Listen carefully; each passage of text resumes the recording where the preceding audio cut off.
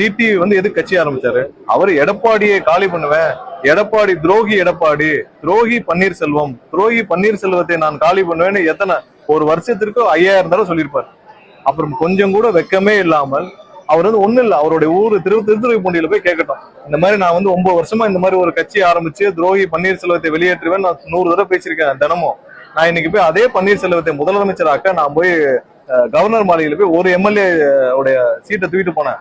இது எப்படி நல்லா இருக்குன்னு அவர் ஊர்ல திருத்துறைப்பூண்டியில போய் அவர் ஊர்ல இருக்க பக்கத்து வீட்டுல இருக்கிற பொலிட்டிக்கலே தெரியாத ஒருத்தட்ட கேட்க சொல்லுங்க. அவர் செஞ்ச விஷயம் நியாயமா? அவரெல்லாம் வந்து எதுக்காக அரசியல் இத்தனை 9 வருஷம் பயணிச்சாரு? 9 வருஷமா அவர் பயணிச்சு, அவரோட சேர்ந்து பயணிச்ச ஒரு 50,000 பேரையாவது இன்னைக்கு அவருடைய வாழ்க்கையை முழுசும் முடிச்சிட்டு ரோட்ல விட்டு போயிட்டாரு. அவர்கள் எல்லாம் எவ்வளவு கஷ்டப்பட்டாங்கன்னு தெரியும்.